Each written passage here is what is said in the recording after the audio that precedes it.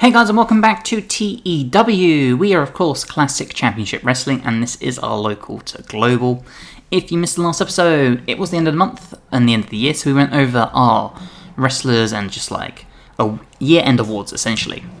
But if we check out our show history by coming here, we had Claudio Castagnoli and Pac defeat Infamy. Post-match, Pac and Claudio said that there is just no competition in Classic Championship Wrestling and that they are coming for those titles. Jacob Kasper would debut defeating Ricky Gibson. Chris Ridgway won a battle royal to determine the number one contender for the junior heavyweight title. Post-match, Baba and Ridgway would stare down. Swoggle said that Prawn Patrol needs to throw a quote-unquote Hail Mary to solve the case of who is under Lycos 2's mask. We then had Kyrie and Kana defeat Femme Fatale. Commissioner Orton suggests that Blackwood and Ridgway get along. Keith Lee defeated Herzog, and then did a promo where he wants a title match. Ashley Flair and Thekla would defeat Alex Garcia and Valkyrie, in which Tony Storm would debut to challenge Ashley Flair, and Lycos Jim would defeat Ultrasonic. At Christmas Clash, we had Keith Lee defeat Notice in the pre-show. Pac and Claudio Castagnoli defeated Lycos Jim, and then post-match would beat them down when none other than Prawn Patrol would make the save. Buddy Matthews defeated Blanc. Femme Fatale, Kenzie Page and Gigi Ray defeated Suzuki and Kyrie. Chris Ridgway tried to entice Kevin Blackwood to help him win tonight by saying that if they got along and Blackwood helped him pick up the win, they would have all the gold. Tony Storm made her in-ring debut defeating Saya Kiyamatiana, and then cut a promo saying that she hopes Ashley Flair retains the title. The Circus would defeat the Disciples in the death match. Jacob Kasper and Ultrasonic would defeat Ace Romero, King Cash and KTB, and post-match Jacob Kasper would claim that he is also eyeing up the World Heavyweight title. Chris Ridgway would defeat Kumi Baba for the World Junior Heavyweight title with the help of Kevin Blackwood, who would turn heel. And Ashley Flair would defeat Kana to retain the Women's World title. So, with that being said, let's just check out our size quick. You can see we are very quickly getting there. We're 9 points away from jumping up to the next size, which is awesome because we're already 10 points above the 35. And if we go to our size criteria, to get to big, you then need 77 popularity in 5 regions. So once we hit medium, we're not far behind of doing that in other areas, which means we need to then focus on some of these others. So, with that being said, let's skip ahead. Any news we'll talk about, and if not, I will see you at the show. Okay, so I threw out a offer to Gail Kim, who I didn't think would accept, to be honest.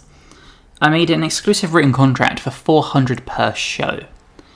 TNA have now made her an 18-month exclusive written contract for $25,000 per month. We're not going to be bringing Gail Kim in, unfortunately. We can't compete with that. Okay, it is time for our first show of the episode, and I've given people the night off. Select the venue. Of course, we're going to the Midwest, the Adler Theatre. Finds our broadcasters, once again, get us on everyone. Booking team 187, I'm going to leave it for now. Locker room incidents. Jeffrey Barry wants to hang out backstage, sure. We did training for Kale Ray and Ida Bradley. We did training for Russman Josiah Crawdad. D'Lo Brown gave the locker room lift as he unveiled a series of spot-on impressions of some of his colleagues. Nice. Ricky Gibson, Rebel Kell are seeing each other. Okay. Address the locker room. No, we won't inspire yet. We'll medal between, I don't know, Ridgway and, I don't know, Kathy Kelly, sure. Okay, let's book this show, and I'll join you on the results page. Okay, in our opening segment of the show, Chris Ridgway and Kevin Blackwood would come out with all the gold and talk about how they now rule over Classic Championship Wrestling. When Takumi Baba, Radar and Sonico, who are obviously Kevin Blackwood's longtime allies, would come out and approach, and you can tell that there is a lot of tension here now. We then get Tony Storm taking on Xia Zhao to get the ring rust off. Tony Storm got a 53, Xia Zhao got a 44. Tony Storm obviously gets the win here. a wrestling rating of 49 and a segment rating of 53. Post-match, Ashley Flair would come out and cut a promo on Toni Storm, essentially just saying that while she applauds Toni Storm for getting back in the ring, she should have stayed away from wrestling. Valkyrie would defeat Rebel Kell in 10 minutes, a 55 wrestling rating and a 61 segment rating. Valkyrie with the 63 and Rebel Kell with the 47. We then get to the back where Prawn Patrol are starting a meeting, but Pac and Claudio Castagnoli immediately launch an assault, beating down Swoggle and Cajun Crawdad. We then get Kathy Kelly approach them as they're walking away from the beatdown, in which they claim that tonight was just the start and that they will see them in the ring next show. 58 segment rating for this. We then get Jacob Kasper and Keith Lee teaming together to defeat Infamy. A wrestling rating of 52 and a segment rating of 60. Keith Lee with the 52, Jacob Kasper with the 63, Dion Russman with the 53, and Josiah with the 38. We then cut to the back where Kairi Sane, Kana, and Suzuki are brawling with Femme Fatale. 46 segment rating. Pac and Claudio Castagnoli would defeat Midnight Heat and the Cook Brothers. A 55 wrestling rating and a 72 segment rating. Pac and Claudio Castagnoli are a great tag team.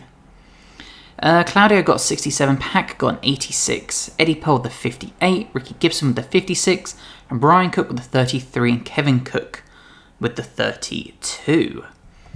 Pac shone in this match, I'm not surprised with an 86 performance. Claudio Castagnoli is getting better at his gimmick, awesome. Post-match, Lycos Jim would face off with Pac and Claudio for beating down them, as well as Prawn Patrol, who made the save for the Lycos Gym. And then our main event, Chris Ridgway, Kevin Blackwood would team up with Ricky Knight Jr. to defeat Takumi Baba and Ultrasonic in 14 minutes after Kevin Blackwood would cheat to win. A wrestling rating of 64 and a segment rating of 67. Ricky Knight Jr. with the 61 performance, Kevin Blackwood with the 62, Chris Ridgway with the 64, Baba with the 65, Sonico with the 67, and Radar with the 65. Everyone in this match performed. Love that. So that increased our show in 24 regions. If we address the locker room, we'll give this to Kairi because she needs her morale boosted. Ashley Flair needs her morale boosted, as well as Gigi Ray. So hopefully, was pleased, seemed pleased, awesome. Financial report, we made $7,100. Popularity recap, we've gone up to 46 now in the Midwest, as well as gained in the UK. Okay, it's the day after the show. Our news, viewing figures are 27,000. You love to see it. Finance-wise, still 10k up, that's awesome. We're making so much money now. One thing I wouldn't mind doing at some point is when I can see it. Where is it? Isn't the broadcasters here? No, I'm trying to make my own broadcaster. Where's that? Investments, here we go. If I wanted to launch my own broadcaster, how much would this cost? 8 million. Okay, we're not anywhere close to that. Whereas if I did medium, still 3 million. Okay. Yeah. So we do need millions. Yeah, millions. Okay, good to know. Okay, it's time for our next episode. I've given people that off. I accidentally did the venue, but that's okay. We're in the Northwest. Automatic selection for all our broadcasters. Our booking team meeting, we're up to 200, we'll keep it. Locker room incidents. Christina Von Eerie wants to hang out backstage, sure. Mikey O'Shea wants to hang out backstage, sure. D'Lo did training for Rebel Kell, Gigi Ray and Ida Bradley. Devon did it for Cajun Crawdad. Kid Lycos and Carl Anderson had a blazing argument outside the venue. That's not ideal. Rebel Kell and Hanako also had a huge argument outside. That's also not ideal. Kevin Egan brightened the backstage area by simply being so cheerful and fun to be around, though. So that's something, I guess.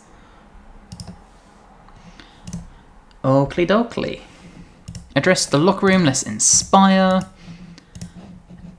And let's get this show booked. Okay, in our opening match of the show, Jacob Kasper would defeat Eddie Pearl in a 71 segment rating.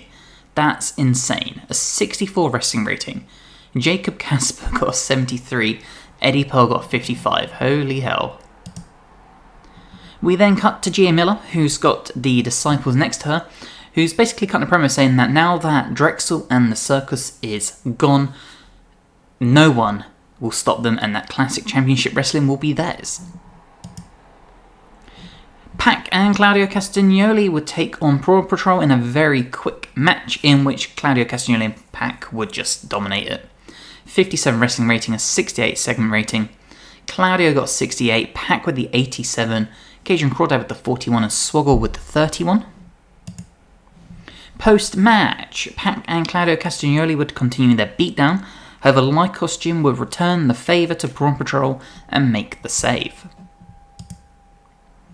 We then get the rematch between Kairi Kana and Suzuki taking on Femme Fatale, in which once again Kairi Kana and Suzu would get the win. 65 wrestling rating with a 70 segment rating. Suzu with the 77, Kana with the 75, Kairi with the 76, Kenzie Page with the 72, Gigi Ray with the 37, and Rebel Kale with the 52.